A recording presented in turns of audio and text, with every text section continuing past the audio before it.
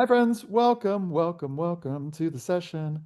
I'm Ethan. I'm your really kind of like your moderator today. You're gonna meet Allie and Calvin in just a second, but welcome to this webinar. We're gonna be sharing what does it take to have a successful college application process?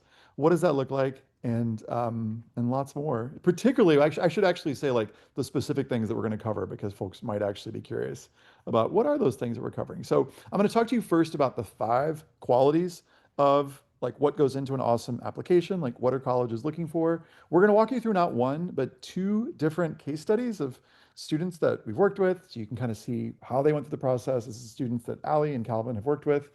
We're going to share with you some like what it's like to work with actually CEG, if that's something that you're interested in, and we'll have plenty of time for Q&A at the end. So before we get started, I want to just like have y'all introduce yourselves. So Allie, take it away. Cool. Hi, everyone. I am Allie. I am a senior essay specialist and program advisor with College Essay Guy. And so, yeah, I sort of get to do a lot of different things at College Essay Guy. I also do a little bit of workshop facilitation. And so it's, yeah, really great to interact with so many of our different communities.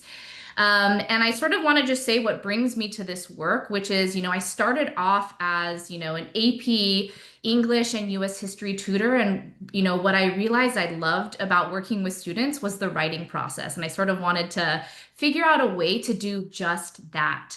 And so, yeah, I started working with students on developing their personal narratives and digging into the life experiences that make them who they are. And I haven't looked back. And I feel like really grateful. Another thing I feel grateful for is like being trusted with student stories and inspired by, what you young people have to offer. Gives me some hope for the future. Love that. Calvin, Hey Gil. there. Yeah. Yeah, I'm Calvin. I'm the director of coaching here at College Essay Guy. I hire, train, support, celebrate our team of amazing one-on-one essay coaches. I also come to this work uh, similar to Allie. I started out my whole life thinking I was going to be an English teacher. I was like, that's what I want to do. I love working with young people. I love words, words, words. Let's do it. And then I was an English teacher, and it was really hard. So shout out to all the teachers out there. And I realized, like, Allie, like I love stories. I love words. I love writing. And I love working alongside students to like open up that next door that they get to walk through. And so I kind of sought that out, started working with Ethan in 2018, and also haven't looked back. And now I get to do college essays all day, every day. So my background is as a failed English teacher, but now I'm like, college essay all the time. And yeah, I love the work. It's great to see students see themselves in new ways, find new ways to talk about themselves in their college essays. Love it. I'm so glad you're here. 7 years, dang, that's awesome. Yay. Well, one of the things that we said we'd talk about that I want to just start with is what are the qualities that colleges are looking for? And this is something that students ask a lot and parents ask a lot. And this is something that if you look at like what colleges are looking for, they're looking for grades, make sure that you took difficult classes, that you really challenge yourself. They're looking for, in some cases, they're looking for test scores. But one of the like main things they're looking for is what they're called positive character attributes. And these are going to be slightly different at different schools, but we spent some time last year analyzing what are these positive character attributes. We looked at a whole bunch of college websites. Like this one, I'll just share my screen. If you look on college websites, you'll see things like this. Caltech, what we look for, love of math. We want to see resilience. We want to see collaborative spirit. We want to see single-minded determination and an outlet. Don't just be all academics all the time. And this is like, you'll see that a lot of, for instance, Caltech's supplemental essays, which are the essays that you'll need to write besides your main like college essay, aka personal statement, are oftentimes oriented to what colleges are looking for. So we did a big analysis of what do colleges look for. We looked at 100 different colleges' websites, mission statements, strategic plans, and then we like looked at 200 more, and we found that there are some qualities that colleges tend to look for. And they are, drum roll please, they are what we call our admission nutrients. And they are intellectual curiosity, service to others, leadership or initiative, collaboration, and consistent engagement. Now, the reason we call these admission nutrients is we don't want these to become sort of like a, I don't know, five commandments of college applications. We want you to think of these as you're going through this process as like qualities that are great to demonstrate, but also great to develop. And not just because you're trying to get into college, but because these are things that are going to be great for giving life meaning. And we've researched these and looked at these qualities, and somehow they're all connected to becoming a more purposeful, human, having a more meaningful life. And they happen to be qualities that employers are looking for. So there's this interesting Venn diagram overlap when it comes to these qualities. So one of the things we're going to be looking at in today's like case studies is how students demonstrated some of these qualities. And along the way, we're going to give you lots of tips for how to demonstrate these in your application, or how past students have demonstrated them in their applications. Just so you have a little bit more context for what these are, your intellectual curiosity is your nerdiness. You're asking big questions. How are you the one who's like deep diving into different things? This is going to come through in your activities list, the things that you've done, your transcript, obviously your good grades. But oftentimes it's going to come through in the things that you choose to talk about in your personal statement or your supplemental essays. Another quality is service to others. Again, this is going to come through big in the activities list. How are you a change maker? How have you worked to do something to make the world a better place? But this can also come through in your recommendation letters, in your essays. And by the way, essays are sort of like the next thing colleges look for. And this is one of the best ways to demonstrate these qualities that we're talking about. Then we've got things like leadership or initiative. Colleges talk about these in two different ways. How are you a catalyst for starting things? How are you proactive and visionary? Again, could come through in the activities list, but definitely going to come through in your essays, in the things that you choose to talk about, oftentimes in the supplemental essays. Then we've got collaboration. This is one that students often forget about. They forget to weave in how they work well with others. Keep in mind, though, that colleges are putting together a community. They want to know, do you play nicely with others? And it's so, so, so important. Sometimes I'll look at an application and be like, there's something missing. And oftentimes it's collaboration. Finally, consistent engagement. Is there something that you've been involved with for more than just like a one-off, weekend sort of thing? How are you the person who shows up again and again? And again, can come through in different parts of the application. But these are some of the qualities that colleges look for. There are some micronutrients that we have that we won't get into today, some other things that colleges look for. And again, it's going to be specific to the school. But I'd love to just kick it over to you, Ali, for an example of what these qualities look like in an application, and yeah, take us through our first student, who will give some, I don't know, anonymous name to student, something other than student X. We'll have to pick something for this first one. And actually, this student told me it's totally fine to use her name. So her name is Hannah. Yeah, she's really great. She was really excited for me to share, her essays with everybody. So yeah, this is my student, Hannah. I want to just start with some context. So she wanted to do a double major in physics and math. She arrived with a draft, and mom had let me know that, she was very hesitant to change it. And so when students come in, is it possible to up to make it 150% zoom in on the Google Doc? Take the 100 to 150. Do you see it? Is that helping? Wait, yeah, 200 is great. Yeah, there we go. Perfect. Thanks. We can go down. We can go down by that's one. Great. That's awesome. Great. Thanks. Okay. All right. I'll shut up. Cool. So double major in physics and math, very hesitant to change the topic. And so when students come in and they're sort of really attached to what they've written, I try to be soft and gentle no matter who I'm working with and what they're coming in with. But we sort of started by doing a read of the draft that she came in with, it was largely like a description of a scene in her dormitory. And immediately I was like, wow, she's such a beautiful writer. She sees, the details in the world around her, which is just such an amazing foundation for doing this type of writing. And so we had a conversation. I was like, can you go ahead and identify what are the values that you're showing about yourself? How are you sort of weaving in your different life experiences, your extracurriculars, but also your interpersonal relationships, softer examples that I'll talk about a little bit later. And she was able to see, oh man, I'm actually not showing that stuff about me. And so when she made that realization, she was really open and super down to, jump into a different topic. She had initially described a scene playing Uno. So I was like, let's do something about playing cards because that, she played that's how she cultivates community in her dorm, but also with her family, and even, in some of her extracurriculars, teaching refugees English at the Immigrant Learning Center. So we were able to sort of like shift gears and like run full speed ahead with a new topic, even though she came in like really hesitant. We worked through 5 major revisions. So the draft that you're going to see, this is not just like, first draft and it's amazing. These essays go through many, many rounds of revision. This one totaled 9 drafts. Something that she said to me that I really loved was, I want to have the final say on all ideas. And, you all have the final say on all of the ideas that you're presenting. But I love that she articulated that to me. And I like one of my goals when I'm working with anybody in my life is to let them have the final say and let them feel empowered by being around me and talking to me and working with me.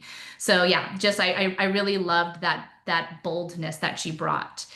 Fun fact, we worked on Northwestern, Duke, Georgetown, and Dartmouth for all of her supplemental essays. But at the last minute, she decided to apply ED to Williams and got in. And so what I'm going to share with you guys today is activities list, the personal statement, as well as some of her, probably just one of her Dartmouth essays. And she never actually submitted these applications. So we did all of this work.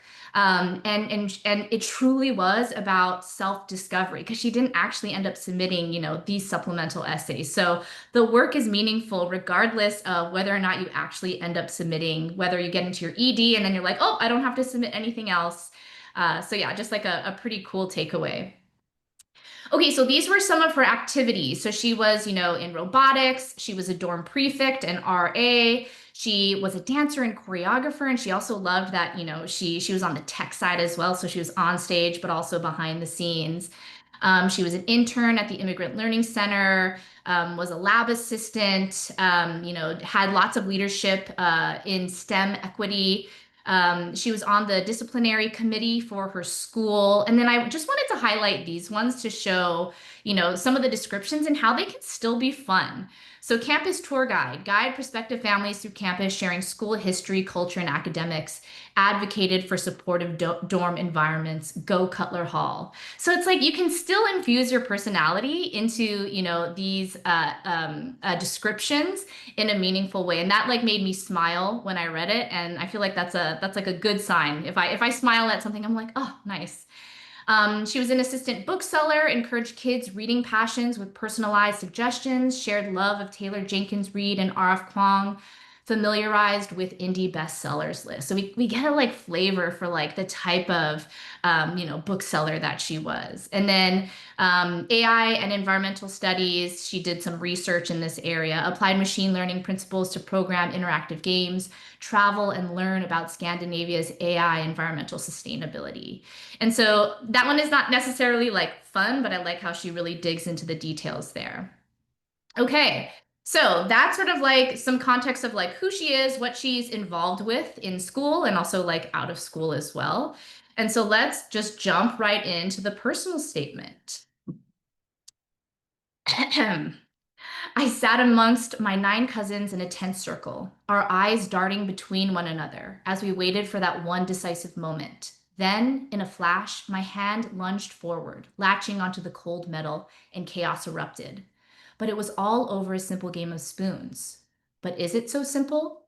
To me, card games are more than entertainment. Each shuffle of the deck and turn of a card offers lessons on how to approach the world around me. And so I wrote some comments on here. So you guys, for those of you who are more visual, you can sort of see and also hear at the same time. Things that I love about this intro is the format. And I know that's kind of like a weird thing to latch onto, but you have to realize that admissions officers are staring at dense paragraphs all day long. And so I feel like breaking this intro up into sort of like 3 different pieces helps to emphasize, not only craft, but things like a rhetorical question, and sort of like what is like, it sort of like creates like a sense of progression and like a forward moving motion. I love the cinema of the opening paragraph. She like drops us into the scene of the moment and sort of creates this sense of anticipation, right? We're waiting for something. And then she continues that anticipation with the rhetorical question, like we want to know the answer. And then a really clear launch line so that, as a reader, we understand what she's going to talk about. All right, she's going to talk about card games and how that has taught her many different lessons and helped her to move through this world. All right, so we're going to go into her first example, which is Uno. In a heated game of Uno, I've learned when to strike, hold back, and anticipate others' moves. When instinct and experience converge, leading to my triumphant cry of Uno, the electric feeling empowers me to keep playing. This feeling returns while heatedly discussing the lack of female accreditation in STEM fields with my robotics teammate, emboldening us to speak louder at team meetings. It's also present while creating Women's History Month events, where trivia sessions and female led discussions on modern day feminism celebrate social progress and accomplishment. This mutuality has shown me that collective success not only amplifies individual achievements, but also deepens the joy in celebrating others' victories. So while I fight tooth and nail every game, I simultaneously revel in watching my competitors experience the joys of declaring Uno. So you see, there's like a really, the frame becomes really clear. So she's going to introduce her first value through the game of Uno, and that value is empowerment. And then we're going to learn about her specific brand, her specific definition of empowerment. And so she gives examples, she gives nods to things that are in her activities list, robotics, and also organizing Women's History Month events. She tells us like, the things that she did, but also the impact, right? Emboldening us to speak louder at team meetings. Where trivia sessions and female-led discussions on modern day feminism celebrate social progress and accomplishment. Again, impact. And then I love here, so we shift from empowerment to mutuality. And so that is a way to sort of deepen and make your insights a little bit more uncommon, is to make this shift. And so she shifts to, yes, this empowers me, but like the specific details I give also hint at mutuality. So then she ends up making a comment on mutuality, which is really, really beautiful. And she ends with, this gorgeous insight, and you can really hear her voice. Yes, this is how she actually speaks, which is quite impressive. And then I love this sort of like final line here. It's sort of like a closing of the frame, right? So she weaves in her insight into her frame of Uno. So while I fight tooth and nail every game, I simultaneously revel in watching my competitors experience the joys of declaring Uno. Mutuality is so clear there. This summer, a student at the Immigrant Learning Center taught me Burrow. So we're moving on to, the second card game. Enraptured by a new set of rules, I drew on my experiences grappling with gin rummy and presidents, strategizing which cards to sacrifice to be victorious in the end. In this way, I learned to truly understand, harnessing insights to uncharted discovery. So Burrow is going to reveal, the second value, discovery or intellectual curiosity, which is something that I really like students to show in every single personal statement. Also, just like love, the use of different punctuation and the colon to introduce, like, all right, I'm going to give an example now. It's watching chess games like Fabiana Caruana's 9-move checkmate against Ali Reza Firouzja that complicate ideas of probability and the almost infinite possible positions, approximately 2.4 trillion after 9 moves. It's also the countless hours spent tediously constructing the Lego Death Star's super laser, seeing how individual pieces join to create a cohesive system, or how reading about the applications of the Schrodinger equation in quantum entanglement helps me discover how much I still don't know. So again, so many really specific examples. And these are all what I would call soft examples, so that this doesn't really appear on her resume. And so that's how you know this is truly personal. I love the use of, sort of jargon, right? She's talking about probability, giving me, some trivia tidbit, naming the Schrodinger equation, and also like infusing insight into every single thing. So it's not just about, look at all the things I know. It's these things that I know that help me understand this or help me see the world differently. And so she really weaves that well here.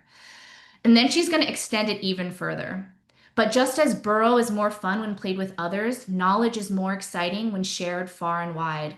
As I assist faculty children grappling with paper airplanes during a design challenge or teach youth robotics teams how to loop code when programming, I realize that more than learning, the passing on of ideas is how our society evolves. Just as those I teach burrow will eventually outplay me, knowledge gains its strength when shared and transformed by others. And so, one of our conversations when we were talking about intellectual curiosity, she's like, "Yeah, it's cool to show I'm smart, but I want to show that like I can have these deep and complex thoughts, but it's only important when I'm able to when it helps others, when it lifts others up." And so that's why she wanted to really bring in, these other examples from her activities list where she's helping others, where her intellectual vitality sort of like spreads through her community.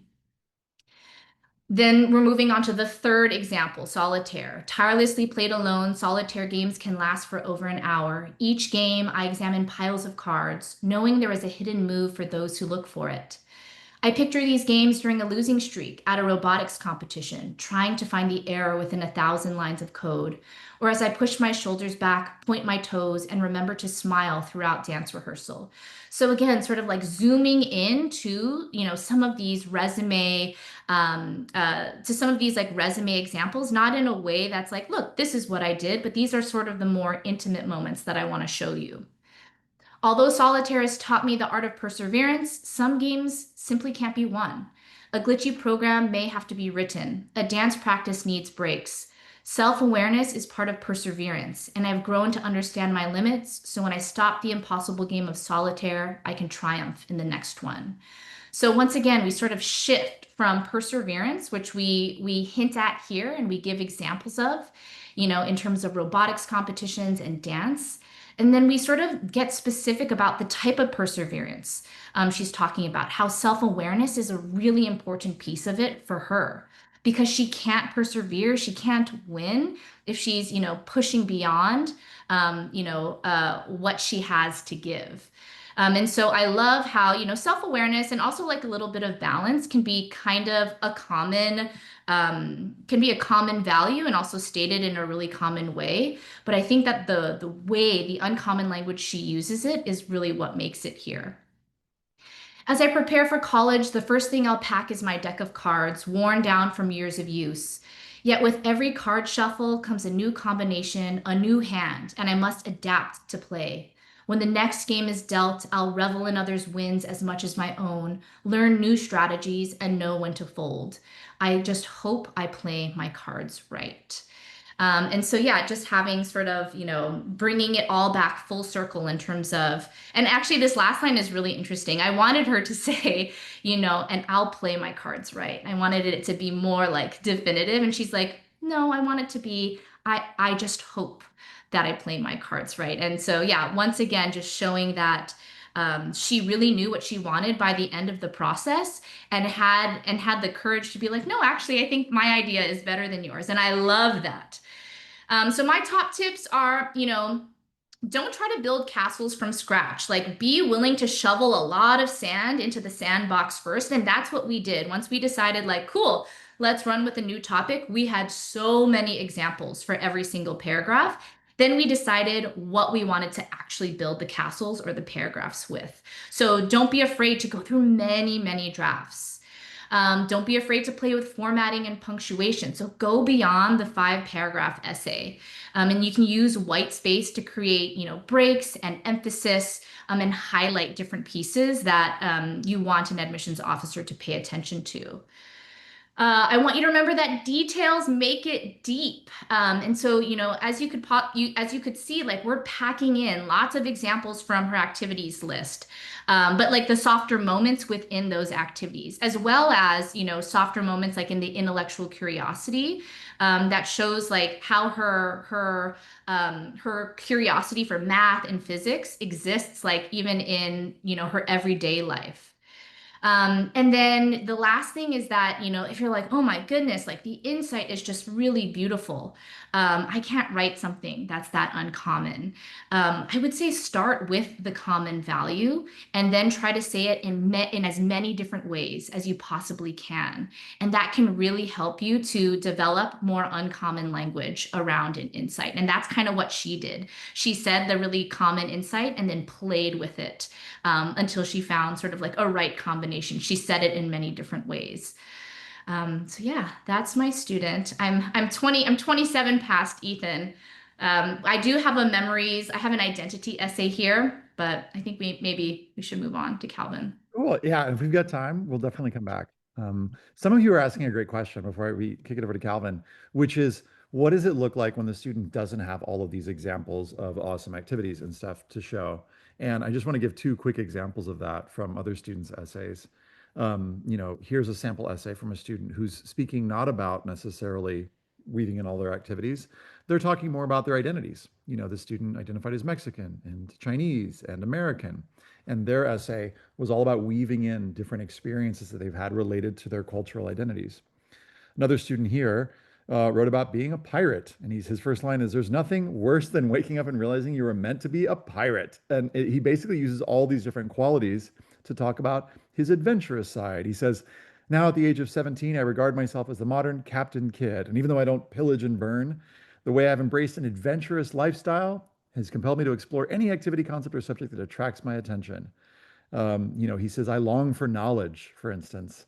Where Sir Francis Drake sought to conquer Spanish treasure ships, I conquered the realm of musicianship, teaching myself guitar and piano.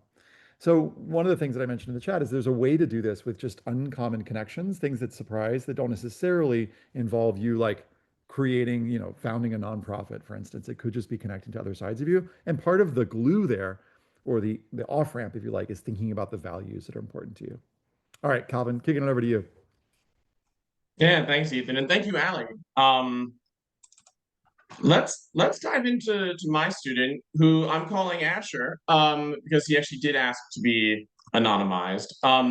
Before getting there, though, I do think, to just follow up on what you just shared, Ethan, I also think that when a student doesn't have as many like, whoa, achievements and accomplishments, just showcasing that you're the kind of person the college would want as part of their community can also go a long way, right? Colleges are curating future achievers, people who are going to make history and, give them more clout and reputation, but also they're building a community of students, a group of people who are going to coexist on campus, and showcasing the way that you're the exact kind of person who any college would absolutely want to have around, can also, I think, make an impact.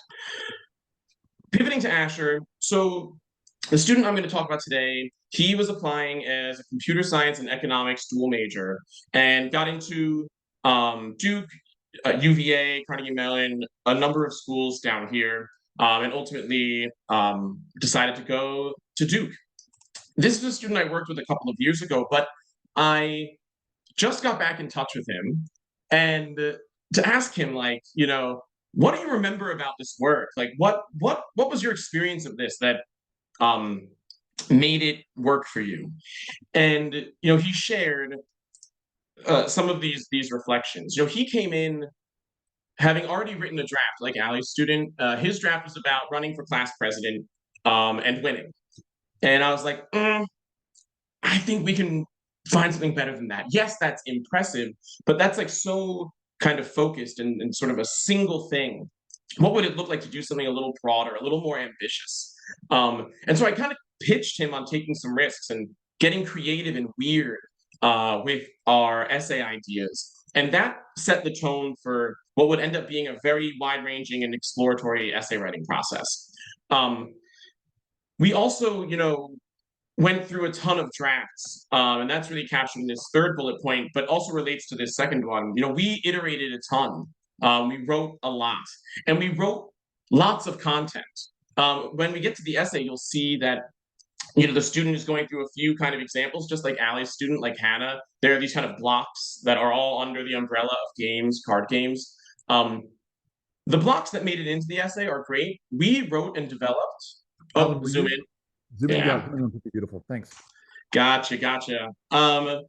We wrote and developed way more of those chunks of those blocks than made it into the essay. It became kind of fun. Like, how many of these can we cook up? And that allowed us to pick out the best ones. We really took a lot of time to sneak specific details in. He had said we were jam-packing every single sentence with a detail, a tidbit, an insight into his life. And then ultimately, he was really happy that he had put so much of himself into the essay without overwhelming the reader, which you, the audience, can decide for yourself. Is it so much that it's overwhelming? I love this kind of essay that's really broad and showcases a lot of different things. The last thing I'll say before diving into the actual work is this student was really happy with his essay, and like that to me is what it's all about. When this student looked back on the work that he did, he was, he shared, that it felt so him, and it felt like it represented a great essay for him, like a better essay than he thought he was going to be able to write. And that to me is what this is all about. I want students to love their essays and really believe that they gave it their best shot. Okay, let's dive in. Just because we always have limited time, and I want to make sure we get through this whole thing. Here is Asher's personal statement. All right, phones up here. Appreciate the scenery. My dad snaked his hand towards the back of the car to collect our devices. After my dad's impromptu math quiz, my mom's beloved boring horror podcast, and constant poking from my sister, I finally had some time to myself. I reclined my seat, closed my eyes, and found myself in a familiar room, the jazz club where I caught my first show. Floor-to-ceiling wooden paneling enclosed intimate firelit seating that surrounded a stage.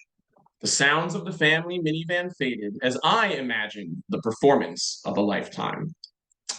All right, I like this essay's intro because it feels like it's endearing. I feel like, I'm starting to like this student right off the bat. He's in the car with his family. We're getting some of that personality, a little bit of like the sort of character of his family. And then we get kind of launched into this essay in a way that's a little surprising. And then off we go. A Brazilian samba-esque beat fills the air. The band is starting off strong with a bossa nova track. Even as vocals and lead instruments begin layering over each other, the iconic underlying rhythm is ever present, pushing the musicians along. The music I enjoy is powered by rhythm, as is the rest of my life. All right, I love a good sentence that takes us from the framework, jazz, something about a jazz concert, to other parts of his life. The rhythm of spinning wheels on robots I build with my teammates. The rhythmic bangs of a hammer as I woodwork products like my mom's vegetable garden beds or my longboard. The unpredictable rhythm of oil and spices crackling and popping as I cook adventurous international dishes for my family. No matter where I look or listen, all it takes is some focus to identify an underlying rhythm powering what I do. The sounds of Brazil fade. I whip around to see the fireplace's flickering light bouncing off a trombone. Oh, my favorite modern musician, New Orleans-inspired funk jazz pioneer, Trombone Shorty. His initiative and confidence are traits I adopted when I ran for class president after transferring to a new school. Wanting to get involved in my new community, I built up the confidence to campaign, expecting my worries and anxiety to disappear after the election results were announced. I won the election, but my doubts persisted. How could I effectively represent and lead such a large group of people, most of whom I did not know? I started off simple, just talking to people. That grew into discovering beautiful nuances and diversity in my peers' interests and talents, and culminated in my leadership style of utilizing and combining individuals' strengths to reach an overall goal. similar to Shorty's big band pieces, where a multitude of instruments all play specific underlying roles while coming together to create a beautiful overall sound. Allie, when you were reading Hannah's essay, you mentioned like the dismount, kind of closing out that chapter, kind of bringing it back to the framework. I love that kind of structure where you're talking about jazz, you're zooming out to name like a real thing that you really want to showcase, zooming back in somewhere else that real thing is at play, and then finding a way to tie it all together before moving on to a new piece. Suddenly, a spotlight illuminates scat singer Ella Fitzgerald, center stage. She begins making seemingly random yet melodic sounds that blend in my head, creating music. Whenever I study Hindi or Spanish, I think of scat, and I am intrigued by how our minds process simple sounds to derive meaning from them. Learning multiple languages has given me a deeper appreciation for the world when traveling with my family, but also sparked my curiosity. How does one set of sounds which I make allow me to communicate with my grandparents, while another imposes a barrier between us? Music's universality and language's ability to connect people drive me to continue exploring both.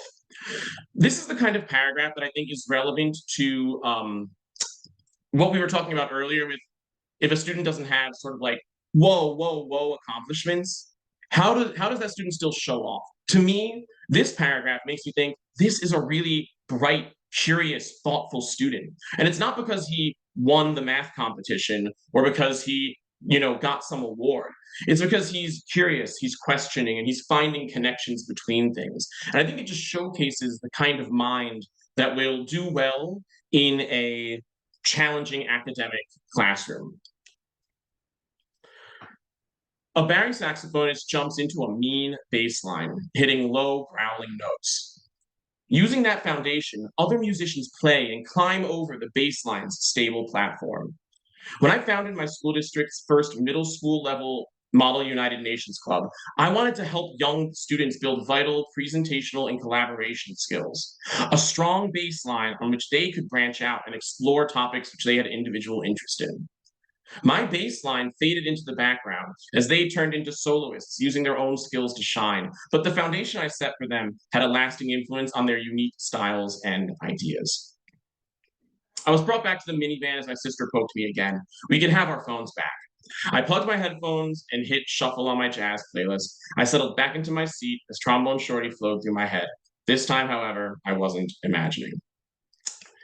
If I could go back, I might want to infuse the conclusion with a little more punch, something that like ties it all together again. But I also kind of liked the chill vibe of the end. We've like thrown a lot at the reader. We've talked about Model UN. We've talked about learning languages and music. We've talked about running for president and becoming a leader. It was kind of okay to me that he wanted to end it in this more like kind of way. All right, so what do I think makes this work, or what did I learn from working with Asher? What about some of the ways we approach this helped his essay shine and helped his application work out?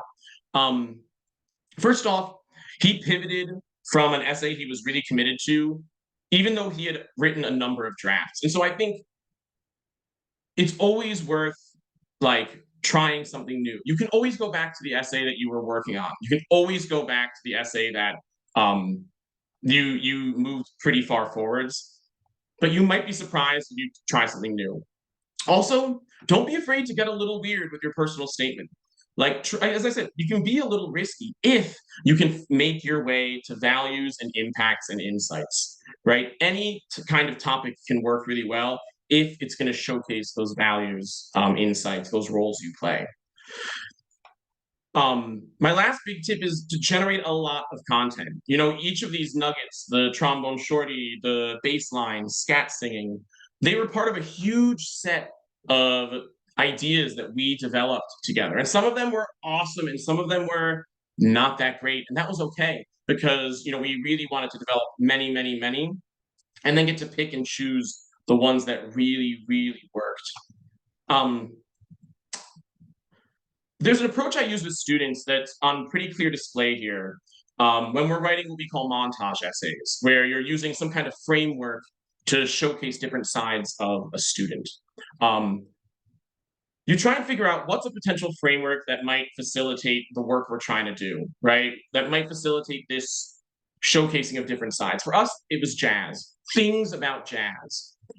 And from there, you can start to think, like, what are some things about jazz that we might be able to infuse with meaning? Or you can think, what are some meaningful things about myself that I really want to showcase? And how might I relate those to anything about jazz, right? Anything about the topic or the framework. And then you want to make sure that for every jazz thing you're writing about, there's that real thing that you're getting at. If you can, it's fun to then, as I said, kind of zoom out, name the real thing, and zoom back in, showing where that real thing has shown up or developed or changed in your own life. That's how he went from scatting to, being really curious about the role of sound in communication, to his relationship with his grandparents, and then all the way back again. And then at the end, tying it all back together, where you've learned something or understood something about that thing, that real thing you're writing about, ideally in a way that kind of brings you back to that framework with a nice button. So yeah, this is what I call this, like, my pile of stuff approach. We're just building a pile of stuff that we can use. I'm a big fan of over generating content and testing things out. It also allows for a little bit of a playful approach where you're like, should we try and write one about scat singing? Like, what's that going to be? And then you just test it out and you're like, oh my God, I love this. We didn't know how we were going to talk about the languages you love to study, and this totally works. And sometimes you try it out and it's like, oh no, that's not it. That's not really doing it. And it's okay. It lowers the stakes. It brings a little bit of playfulness to it.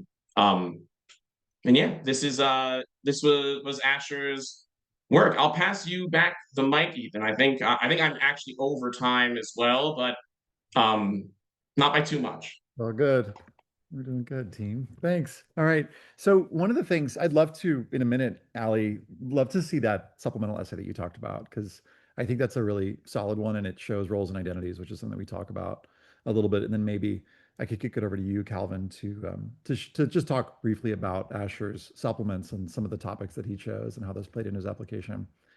Some of you have been asking questions about what it's like working with us. So I just wanted to spend a few minutes talking about that, and then we'll get back to more essays, applications, and certainly Q&A. So first of all, if you're looking for more help, we've got tons and tons of free resources, as you may know from our website. We've got webinars happening all the time, just like this. And we've got usually a couple a month. We've got our YouTube channel, which has videos every week. We've got a cool family handbook for college admission that you can find on our website. And just tons of blogs, as you probably already know. I've also got courses that I teach. So starting tomorrow, in fact, I have an awesome course on the personal statement and supplemental essays, which, fun fact, is pay what you can. So if you're on this call and you're like, hey, I can't afford a course, we've got pay what you can options, and I'd love for you to join us. So feel free to sign up. It's not too late. I'd love to have you join us. That's 8 sessions over the course of 2 months. And we're going through the process together, live sessions like this, and we meet twice a day. And would love to have you. And then we've got one-on-one support. We've got one-on-one support that's paid, which I'll tell you about. And then we've also got one-on-one support for college counseling. So we offer essay coaching separate from that, college counseling. So if you're trying to develop your college list, figure out what you should be doing this summer, et cetera, we've got that. And then we've also got an incredible program called the Matchlighters Scholars Program, where we offer free one-on-one support to low-income students. And we'll share links to all these in the chat here. In terms of what it's like working with CEG, yes, it's important to impress, but if we focus on impressing, sometimes that can get us focused in the wrong place. And so where we start is we start with values and the roles that you've played. And we look at your activities, the cool things you've done, as representations of those deeper parts of who you are and who you're becoming. And so we do tons and tons of brainstorming work to help you figure out all those different sides of yourself. And then we match you based on a lot of stuff. Calvin was talking about this in the chat, with a coach that's right for you. And, that's sort of a process. It's like art and science combining to find a coach that's going to match your writing style, match your timeline, when you're hoping to get stuff done, et cetera.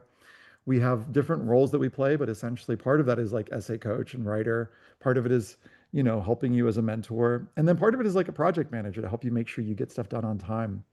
We're focused on helping you stand out and helping you find those elements of yourself that'll help you stand out in this process. And we believe that focusing on some of the qualities and going through this process in this particular, sort of soul searching way is going to help you become more confident, more capable after college. It starts with self-discovery. Like I mentioned, tons and tons of brainstorming exercises that you'll do. And then those early sessions, you do some strategic planning to think about, okay, what are the different parts of me that go, in these other parts, in which parts of the application. And then most of the sessions end up being just drafting, ideating, drafting, redrafting. Good writing is in rewriting. And it could take a dozen sessions more to get you to that place where you're feeling like really, really, capable and confident. We've got tons of exercises that we draw on. We've been developing this over the past 20 years. A lot of these exercises you'll find, that many counselors and consultants use. Many of them are, on YouTube and are, YouTube famous. And we've got so many. We've got what we call our library of exercises. But as Ali mentioned, part of it is like figuring out what are those experiences that were meaningful to you. How do you connect them to specific values that were important to you? And then, as Calvin touched on, those insights, those aha moments. Because one of the things that I've heard admission officers say is that's how they know a student is really college ready. That, again, if you come from a low income household, we'd love to support you. We've got an amazing community of counselors, and we've got our Match Letter Scholars program. And that's 10 hours of free one-on-one help. Includes list development, helping you think through things. If you're an international student who's on this call, we're going to have some webinars later in the year for you so that to help you through that process. But I want to encourage you, again, if you're a low income student, I want to encourage you to consider signing up for the online courses. So before we shift to Q&A, I'd love to just kick it back to you, Ali, to share a little bit more about the supplemental essay and just, yeah, say a little more about that. You're muted, darling. Yes. That's all right. That was the quote of 2022. There we go. Rookie move over here. Okay, so I'm going to share with you all Hannah's Dartmouth essay, Be Yourself, Oscar Wilde advised. Everyone else is taken, introduce yourself.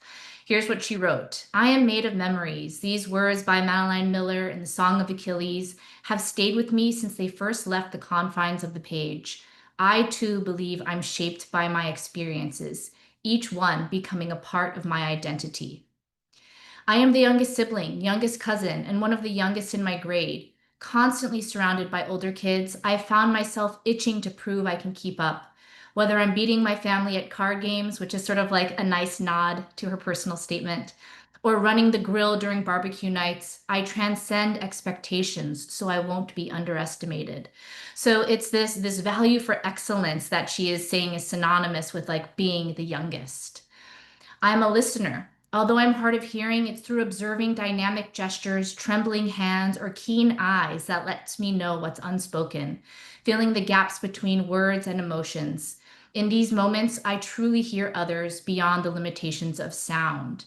And so we have like, a listener, but how that value is, or how that identity, she associates that with like emotional intelligence and deep care. Also, fun fact, we wrote an entire essay about this comes from one of her activities, teaching refugees how to speak English at the Immigrant Learning Center. And so we took that entire essay and we distilled it down to one identity here. I am a stilt walker. At a circus camp, I fell over and over, needing to know if I could stand back up, if I could balance after the fall. He gave me new perspective that what's overwhelming up close becomes manageable from a distance. Now, walking on stilts isn't just about staying upright. It's about moving forward, no matter the uncertainty beneath my feet. So, being a stilt walker and how that has taught her how to manage ambiguity and to persevere and persist forward. This also was an essay that she had written, but we ended up actually not using it anywhere. I'm an obsessive reader, a playlist maker, a vintage jewelry collector, and a chocolate chip cookie connoisseur. At Dartmouth, I'll create new memories, calling forth new identities. A frequenter of the Shattuck Observatory, an advocate for women's rights, and a lifelong friend to start. And so we actually used this essay. We used like this beginning part also for Northwestern, which the prompt is Northwestern is a place where people with diverse backgrounds from all over the world can study, live, and talk with one another. This range of experiences and viewpoints immeasurably enriches learning. How might your individual background contribute to this diversity of perspectives in Northwestern's classrooms and around our campus? So we, shortened the intro by a lot. She actually put in, I am a choreographer, and then she did listener and stilt walker. So we changed this a little bit. And then we did a little bit of why Northwestern here at the end. Yeah, comments. Great. I mean, I'm such a roles and identities person, so like even these roles and identities that are like as specific as like related to cookies are such a thing because they really want to know like who's stepping on campus? Like how do you identify? I like to think of this as the term is like what invisible hats do you wear? Um, yeah. Calvin, do you feel prepared to speak just, briefly about some of the supplemental essays that Asher was working on just to fill in the picture of the application? And then I'd love to ask you both a big picture question, but it's like when you think about this as like, what do you think made these processes for these students successful? And I don't just mean successful in like they got into great schools, but when you think about success in each of these processes, as students are getting ready to go through this process, what's going to set them up for a successful process? Yeah. I mean, I'll start with the UVA essays that we worked on together, where he was accepted and I believe got into the honors college. These are all really short, so this is a different kind of supplemental essay than a lot of schools are asking for. And this was a few years ago, so these might have actually changed a lot since then. Um, if you could create a college course that all UVA students would take, what would it be about and why? I would create a course called Technology, Accessibility, and Scalability, which would have a broader curriculum than already available courses such as digital media accessibility and internet scale applications, to teach students about how they can use technology to follow their passions, make meaningful change, and grasp large audiences for their work, regardless of their interests or career path of choice. Whew. The course would dive into the effectiveness of multiple technological outreach mediums, social media, websites, mobile applications, etc., in various regions worldwide. Students would learn about how they can strategically create products, projects, or services and use technology to make them accessible to diverse target groups. Our goal with this essay, which I love looking back at older work because, like, it's not always like, oh wow, I changed nothing. But what I love about this essay and what we were trying to do with it is speak a little bit to like fit to major, readiness to be working on computer science and sort of entrepreneurship. He happens to have one really amazing sort of project he had worked on, developing an accessible app to help students access counseling, college counseling from other students, from college counselors, from different sources, trying to tackle this unequal distribution of access to counseling. And so a lot of what you'll see, a lot of what he's writing about is sort of to add some depth to that, because that was the thing he was most proud of. And UVA only had a few small supplemental essays. He really wanted to help the reader understand sort of how his mind works when thinking about using technology to solve problems through entrepreneurship. You'll see it here. About what topic could you speak for about what topic could you speak for an hour? Up to 60 words. The abundance of lackluster, student-oriented counseling resources. Students are statistically more unprepared for their futures than ever before, and our country is facing a shortage of school counselors, the people who help them plan and prepare for post-high school life. Current solutions, such as Naviance, are designed like tools of the past by adults who don't understand what students need. Now, this would normally, to me, be a little problematic, because it's like, here's the issue, and you're like, what's the solution? But other parts of his application clearly answer the solution that he's identified. And so we didn't feel the need to get into the answer as much, especially with 60 words. My favorite sort of moment in his UVA app with only a 60-word answer was, tell us about a place you'd like to share with everyone, but also keep to yourself. And we didn't know which one to go with. And he couldn't remember which one he submitted because we had these two options. One was my mind. I love to harness my imagination and then create art, projects and products to share my ideas with the rest of the world. However, I find a comforting sense of solitude in keeping to myself and being creative in mediums that no one else will ever see, like daily mind dump doodles in a hand-stitched notebook from my grandmother. And then the other one, my car facilitates the creation of memories and strengthening of bonds. Long drives, loud music, conversations while stargazing, you name it. However, it is a place to be with myself too, a serene place to relax and escape life, brainstorm startup ideas, or enjoy an impromptu Taco Bell run. And this is my favorite. It is my portal directly into or out of society. And so this is the one that I wanted. I thought was a stronger essay, mostly just as I this like such a cool idea of like the car being both of those things. Um, and when I think about like what makes for successful supplemental essays, especially ones that are pretty short, I think you want to be super clear for every prompt you're answering. What do I want the reader to learn about me through this response? Right? What do I want them to walk away with? Knowing about me or understanding about me. And then write your essay in a way that like yes answers the prompt, but also really clearly gets at the thing you want them to learn. If there's a side of you, an accomplishment, a role you play in different parts of your life that didn't make it into your personal statement, and you're like, I really want this to be on my in my essays for each school, you can strategically find a way to write about that for many different prompts. So I like to think with the student before writing, just like what are we really going to try and get at here? What's the takeaway, especially for the shorter answers? Last thing I'll share is what makes for a successful application. I mentioned it earlier. To me, it's loving your work. Like write essays that when you read them, you're like, this sounds like me. Like this is the essence of me. I ask students often when we're at the later stages of work, what I'm getting from this essay is A, B, C, and D. If I said, oh yeah, I know this kid, he's A, B, C, and D, what would be missing? What would I have to know about you to actually get who you are? And that's usually an effective way for them to be like, well, actually, if you didn't know that I like loved my family in addition to all that, then you wouldn't really know me. And I'm like, okay, well, that's the next step for us. Let's find a home for that somewhere. Yeah, I love that question. Yeah, it makes me think that one version of it is like, I've had a student say before that like, I feel like this application represents me and it's the best I could do. And after that, it's in their hands. And that's the kind of like that's the hope I have for every student who goes through this process, that they feel like, you know what, that's the best I can do. And they just have that sort of like, like letting go moment of like, there's not much more I can do. I mean, it's all represented in the application. Do you have anything else, Ali? I mean, maybe you've covered that already, but I wonder if there's anything else that when you think about sort of like the process itself and loving the process, what is, when you think about students who've gone through this and like done well, regardless of outcomes, like what do you see?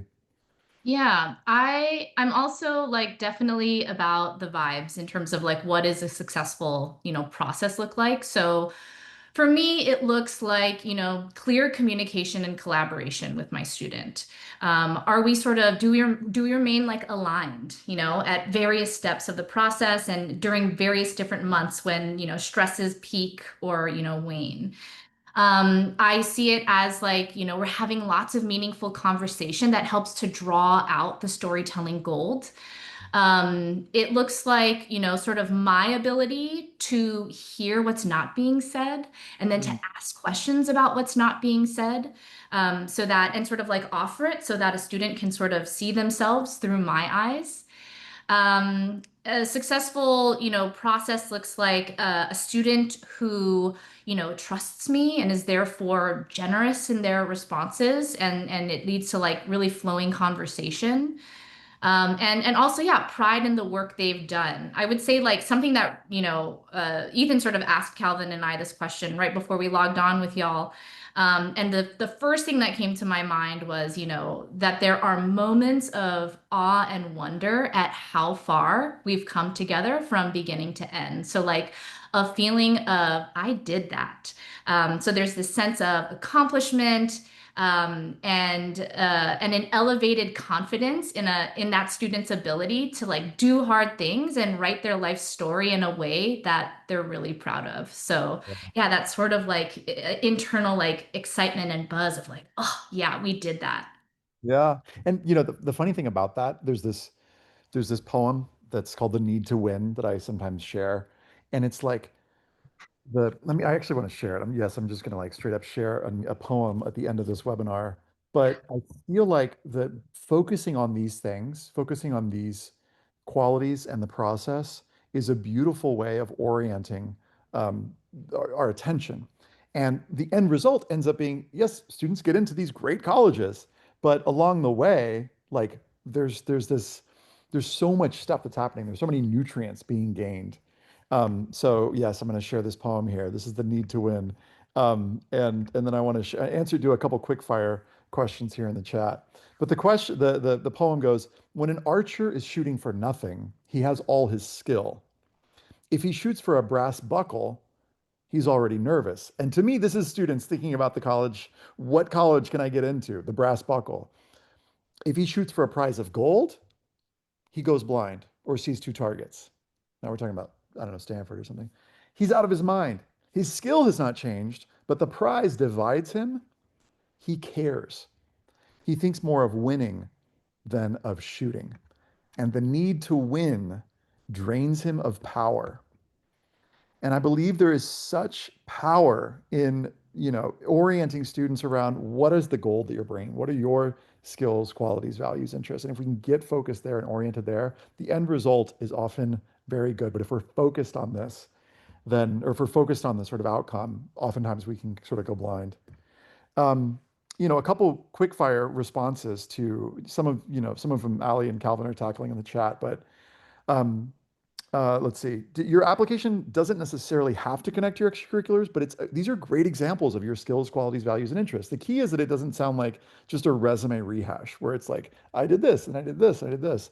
The challenge is finding some topic or theme that you can connect to lots of different sides of yourself. Ideally, that topic is elastic, stretchy enough to talk about lots of different sides of you, and hopefully somewhat uncommon or uncommon in a particular way. I'm just going to scroll up to these. Do you offer services where you review essays? My daughter feels she can write essays, but I think, yes, we do. We'll put more of that in the chat. Happy to support in the process. What's the best way to balance writing the personal and supplemental essays? Oh, Johanna, if we had more time, it's so tough to answer in like a minute, that question.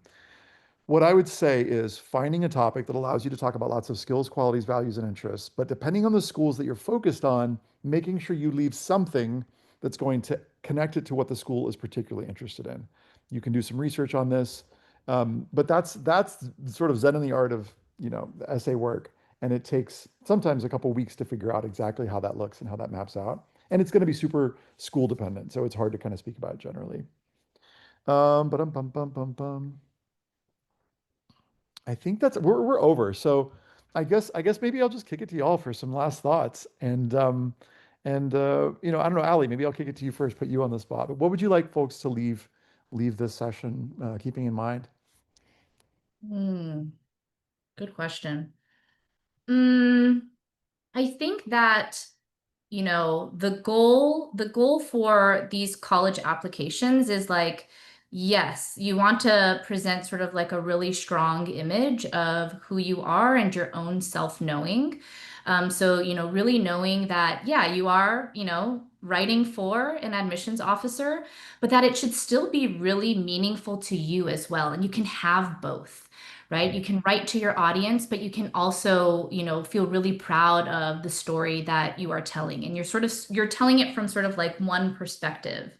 And as like you go off into college and you grow into all of these things that you say that you are and the things that you say that you will be and do, yeah, I really do feel like you can have it all in the writing process. You can write really awesome essays that are targeted to these schools, and you can remain true to who you are. And I just love that poem that Ethan shared. I think that is like at the heart of what we do at CEG. It's about fulfillment over achievement, and if you do that, you will probably achieve more. Yeah. Calvin, what about you? Final Yeah, thoughts? I'm gonna go much smaller, and I'm gonna say be really specific. When you're writing your essays, be really, really, really specific. And like that is what leads to having voice in your writing. That is what leads to being memorable to a reader. That is what leads to actually standing out from the crowd. And I don't mean be specific about the most incredible things, be specific about anything. I talk to my students a lot about, like, okay, how many people are writing about sports? Okay, there's this big circle of people writing about sports on their application. How many of those are writing about football? How many are writing about being the quarterback? But how many are writing about, like, going through their oh, what's it called? I was just talking about this, like going through all their reads. How many of them are writing through this lens of, like, going through, like your sequence of reads on the field? Much smaller. And so if you're gonna write about anything, get specific. And then when you're actually writing, quote yourself, use dialogue with you going through the snap count, like that kind of detail. Suddenly, only one person on earth could have written the sentence, the paragraph, the essay that you've just written, because it's got that rich detail that taken on its own might not seem super meaningful, but taken together, it's got voice, it's got character, and it's helping you stand out. So be specific. I love that. I love that. And it's, I don't think it's too much to imagine, and this is for students on the call, that when your essay, when you actually end up finishing your essay, that you're able to look at almost all of the sentences and you go, that's a sentence that only I could write. That you can't just take it and copy and paste it, especially your insights, especially the ends of your paragraphs, and just put it in somebody else's essay. Yes, the whole thing should do that, but I think it comes down to the sentences. So again, I want to thank you all for joining us tonight, everybody, and for being here in connection and community with us. And we're so happy to support you through this process. If you'd like to, please reach out. Again, we've got that, 350 off. If you joined us late, we're offering $350 off a package if you decide to work with us. And and again, we've got tons of free resources on our site. So, in our Match Letters program, of course, if you're a low-income student. So, thank you, thank you, thank you. Thank you, Ali. Thank you, Calvin, for being here and for just being your beautiful, awesome selves. And yeah, we'll see you all in the next one. Bye.